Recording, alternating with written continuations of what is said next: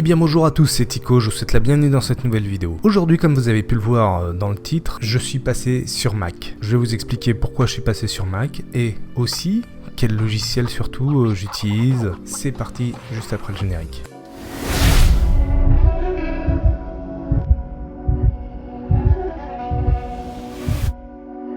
Alors, pourquoi je suis passé sur Mac? Il y a deux, trois petites choses qu'il faut savoir, c'est que jusqu'à présent, la machine que j'utilisais orientée gaming, donc c'est une bonne base pour se lancer un petit peu dans le montage, dans la photo, pour jouer, se faire un petit peu plaisir. Et donc cette configuration que j'avais en processeur un AMD FX, donc 80-90 je crois. J'avais de la DDR3 dessus.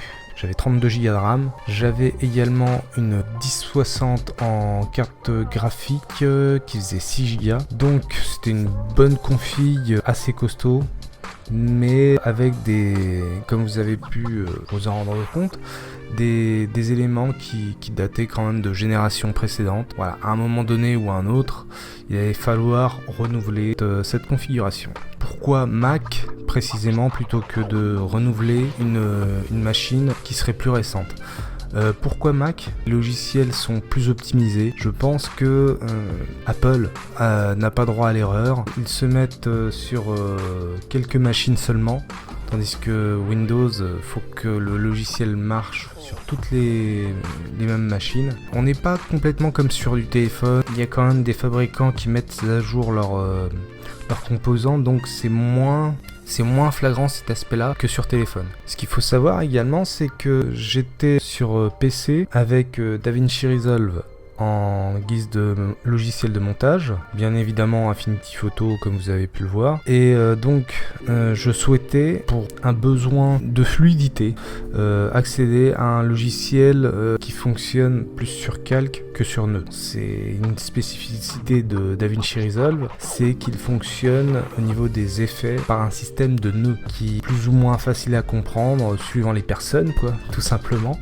J'avais toujours la possibilité de passer sur la suite Adobe, mais comme vous le savez, la suite Adobe coûte très cher. Parlant de la suite Adobe à laquelle je pouvais éventuellement aussi m'abonner pour éventuellement rester sur PC, donc j'ai les tarifs, donc 59,99, 60 €, voilà, ce qui nous ramène à 720 € à l'année. Si on arrête notre abonnement du jour au lendemain, on n'a plus rien, voilà. Enfin, du jour au lendemain, je crois qu'on est quand même engagé, donc voilà.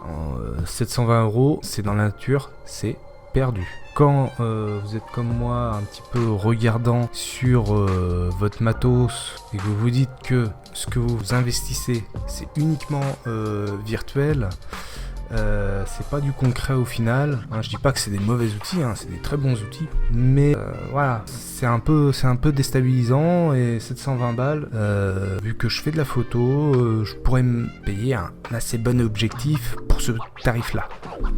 Donc je préférais acheter mes logiciels, mais voilà, je pouvais pas avoir accès à un logiciel de montage qui soit suffisamment évolué et qui soit dans ma compréhension par calque si je ne changeais pas globalement. Donc il existe un nombre de logiciels de montage vidéo assez conséquent sur internet, mais on en vient toujours au trio de tête assez répandu. Donc dans le trio de tête niveau vidéo, ce que je mettrais, c'est bien évidemment on a Premiere Pro, très bon logiciel de montage. On a DaVinci Resolve, excellent logiciel de montage, voire d'effets spéciaux. Et on a uniquement disponible sur Mac Final Cut. Final Cut, c'était un peu l'inaccessible jusqu'à ce que Apple annonce ses nouveaux Mac M1, dont le Mac Mini M1, celui que j'ai. Juste pour clarifier un petit peu les choses, tout Creative Cloud, ça vous coûte 60 € par mois, 720 € à l'année, c'est du vent, concrètement. Si vous preniez des logiciels de retouche photo et des logiciels de montage vidéo à l'achat, vous économisez quand même largement. Si je prends l'exemple, j'ai pris Motion, pour remplacer After Effects. J'ai pris Final Cut. J'avais déjà Affinity Photo, mais j'ai dû repayer ma licence. Mais j'ai eu de la chance de le faire intelligemment, sans trop tarder, puisqu'il y avait une promo. Il était à moins 50%, donc je l'ai payé que 25 €. Donc là, j'en suis à 430 € pour faire à peu près tout ce que j'aurais besoin de faire. Vous voyez que vous économisez vachement à acheter vos logiciels. Une autre chose qui me donnait envie de passer sur Mac, l'esthétisme de l'OS. Franchement, il est joli, il est clair, il est simple, il est logique aussi, il est extrêmement logique. Vous n'avez pas une barre de menu au-dessus de chaque fenêtre. Vous avez une barre de menu qui s'affiche, quel que soit l'endroit où la fenêtre est ouverte. Et cette barre de menu, elle s'affiche pour la fenêtre qui est sélectionnée. Donc ça, c'est quelque chose qui est une certaine logique et qu'il faut comprendre. Je vais vous présenter également tous mes périphériques afin que vous puissiez voir l'évolution. Voilà, donc nous voici sur mon bureau. Comme vous pouvez le voir, j'ai deux écrans 21/9 de marque LG. Donc c'est des écrans plutôt corrects, hein. On fait mieux en termes de moniteur pour la créativité. On viendra sur la barre de menu après. C'est assez large et quand vous manipulez différentes images, c'est plutôt cool d'avoir ça. Le Mac Mini M1, il est là. Les petits soucis qu'on pouvait avoir sur le Mac Mini, ça va être au niveau des ports. Moi j'ai un adaptateur qui me permet de brancher un deuxième écran puisque je n'ai qu'un port HDMI sur le Mac Mini, et ça me permet via port USB type C, un des deux ports USB type C, d'avoir un adaptateur qui me fait multiprise USB. Je pourrais aller le découvrir, enfin vous le montrer, il est derrière. Donc ça me permet d'avoir plusieurs prises USB, je crois que j'en ai 3. Et également pour le deuxième moniteur un HDMI. Le deuxième USB type C sert pour le Samsung T7 qui est ici, qui fait 500 Go. J'ai une des prises USB qui est relié à ce petit hub que j'avais déjà auparavant. Donc en fait ce petit truc blanc là, c'est l'ancien bois de notre lit. Voilà, donc j'ai récupéré ça et puis voilà, c'est des petits avantages d'avoir quelques petites connaissances en menuiserie. De chaque côté de mes moniteurs, j'ai mes petites Mackie, je crois que c'est CR4 qu'elle s'appelle. Voilà, c'est des enceintes de monitoring, donc assez bonne qualité, donc ça je le recommande.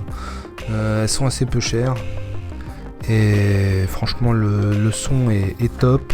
Il n'est pas coloré, il n'est pas trafiqué, tout ce qu'on veut quoi. C'est le son original et c'est tout. Bon, j'ai également un petit dock pour mettre mon iPhone, mon Apple Watch. Si j'avais des AirPods, ça pourrait être rechargé également. Un Apple Pencil aussi pourrait être rechargé. Donc c'est un petit dock qui est pas trop mal, pas trop puissant par contre, hein. Faut pas compter sur de la charge ultra rapide, mais bon, ça fonctionne bien.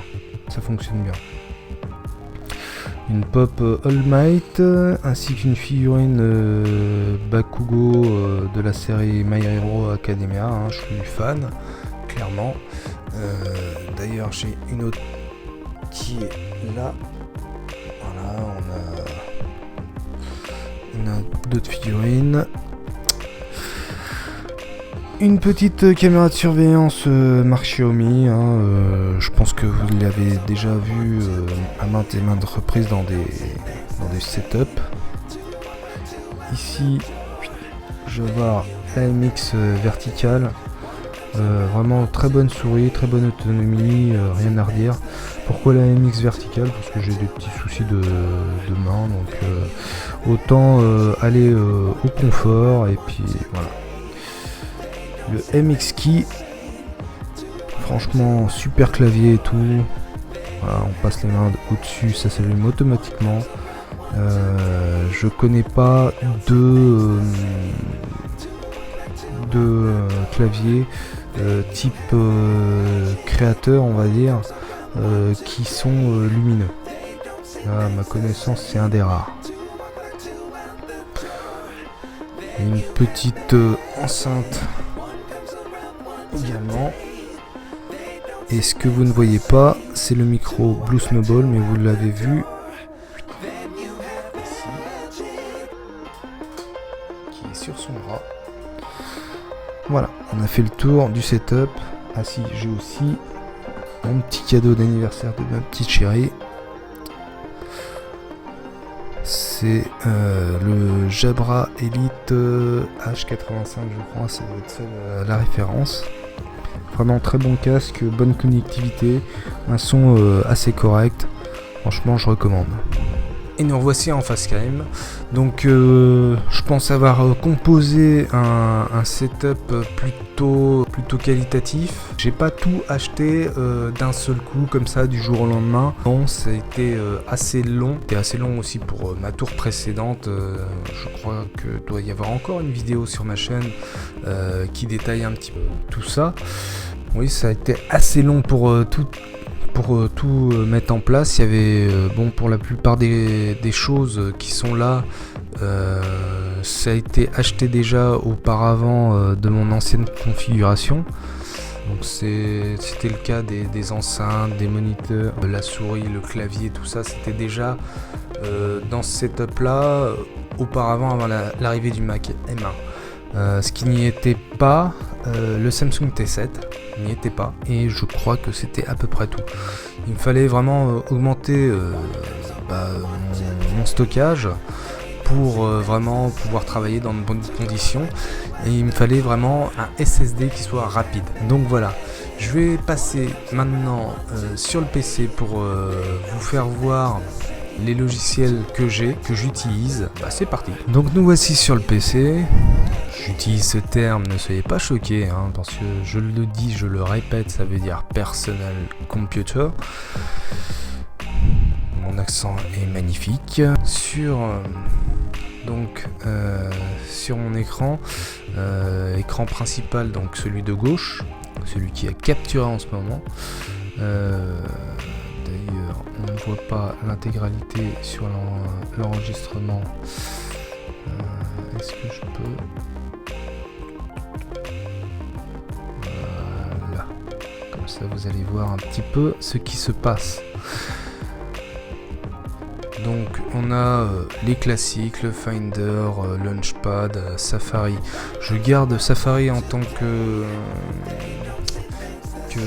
navigateur parce que il est simple et il s'intègre bien. Bon, pour le moment je le garde.